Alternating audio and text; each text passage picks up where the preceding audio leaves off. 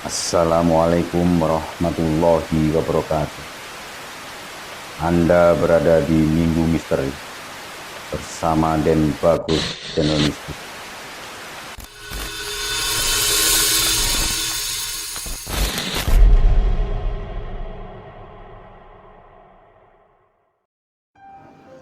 Selamatnya penjual mie ayam yang hampir jadi tumbal. Ujang sudah tidak tahan lagi. Dagangan mie ayamnya semakin lama semakin tak laris saja. Padahal ia sudah mengerahkan segala cara agar usahanya itu laris manis. Apalagi Ujang sedang dipepet pelunasan motor yang dibelinya secara kredit 2 tahun yang lalu. Kalau tak ada penghasilan, gimana caranya aku bisa melunasi motorku ya? Gumamnya. Hingga suatu hari, Ujang didatangi oleh seorang nenek tua di warung mie ayamnya. Nenek itu datang meminta air untuk minum. Setelah memberinya minum, Ujang berinisiatif untuk membuatkan mie ayam untuknya. Ia tak lagi melihat nenek itu seperti kelelahan setelah berjalan jauh. Tak disangka nenek itu melahap mie ayam buatan Ujang dengan cepat. Meski warungnya sepi, Ujang tetap punya hati untuk membantu sesama. "Warungmu sepi, Nak?" tanya nenek itu setelah selesai makan. "Iya, Nek, lagi sepi. Sepi sekali akhir-akhir ini," jawab si Ujang lesu. Tiba-tiba nenek itu mengeluarkan sebuah kendi kecil berisi air. Ia kemudian memberikan itu kepada Ujang. "Taburkan ini ke seluruh bagian depan rumahmu. Lalu sisakan sedikit untuk diminum saat jam 12 malam. Nanti akan ada seorang wanita cantik di pintu. Turuti apa yang diinginkannya dan jangan lupa juga untuk menyiapkan satu kamar khusus," jelas nenek itu. "Apa yang akan saya lakukan dengan wanita itu, Nek?" tanya Ujang penasaran. "Sudah, turuti saja kemauannya," kata nenek sambil tersenyum.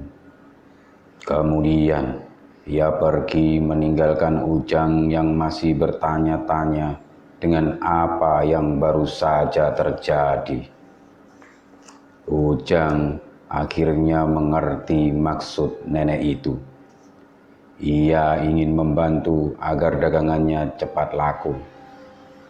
Dengar-dengar ritual semacam ini juga akan membuat Ujang jadi orang kaya secara instan. Tak berpikir lama, Ujang melakukan ritual itu pada malam harinya. Setelah menyiramkan air dari kendi di bagian depan rumah, Ujang kemudian duduk santai sambil menunggu jam 12 untuk meminum sisanya. Untungnya, Ujang tidak sendirian. Malam itu, Bapak Ujang datang menjenguk. "Aku tiba-tiba kangen sekali sama kowe, Le," kata bapaknya. "Kangen bagaimana sih, Pak? Orang saya baru sowan kemarin begitu," jawab Ujang. "Nggak tahu, pokoknya kangen buat mengobati rasa kangen itu. Dengarkan cerita Bapak ya," kata Bapak Ujang.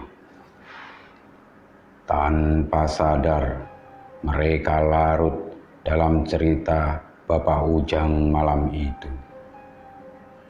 Dahulu, ada sepasang suami istri tinggal di desa kecil. Suatu hari, sang suami murka kepada istrinya lantaran mereka tak kunjung diberi keturunan. "Dasar istri mandul," bentak sang suami. Karena itulah sang suami membawa seorang wanita ke rumah itu. Suami mengatakan kalau ia akan menjadikan wanita itu sebagai istri keduanya, yang akan memberinya keturunan. Perasaan sang istri sangat terluka mendengar itu. Terlebih sang suami tega memperlihatkan dirinya yang sedang berhubungan dengan wanita baru di depan istrinya. Karena itulah sakit hati sang istri kehilangan kontrol. Ia mengambil pisau dan membunuh suami dan wanita itu. Setelah sadar dengan apa yang baru saja diperbuat, sang istri berlari ke hutan karena takut dipergoki warga. Dia menangis terseduh-seduh dengan keadaan dirinya. Andai saja aku bisa memberikan keturunan, pasti semua ini tak akan terjadi, gumam sang istri.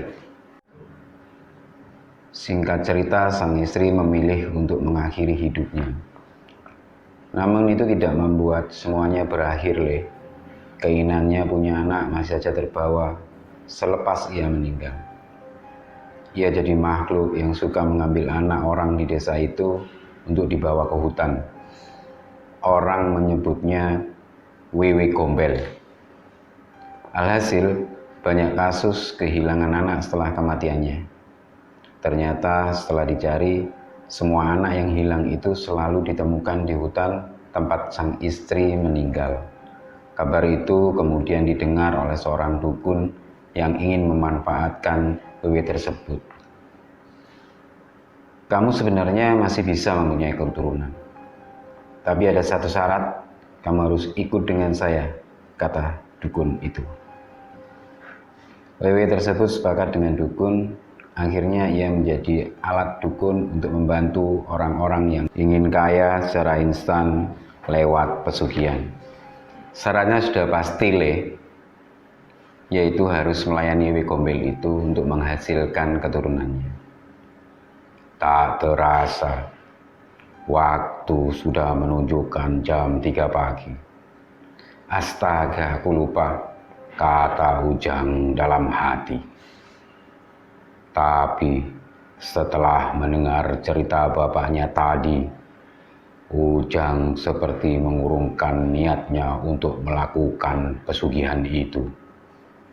Ia tidak mau punya anak dari wewe gombel. Nggak kerasa udah pagi, Bapak nginep tidur di sini saja ya," kata Bapak Ujang. "Nggih Pak," jawab Ujang. Di rumah Ujang cuma ada 2 kamar. Kamar berdua dengan istri dan kamar yang sudah disiapkan untuk menjamu wanita cantik tadi. Karena Bapak Ujang menginap, kamar yang sudah disiapkan tadi akhirnya ditiduri oleh bapaknya. Ujang lega berkat firasat bapaknya. Ia selamat dari malapetaka kalau saja bapaknya tidak datang malam itu. Ujang tidak ingin membayangkan apa yang akan terjadi kepadanya. Dengarkan sekali lagi, sendirian. Mereka dekat sekali. Mungkin ada sosok yang sedang memperhatikanmu dari kejauhan.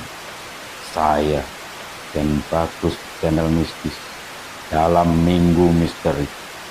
Terima kasih telah mendengarkan obrolan mengerikan.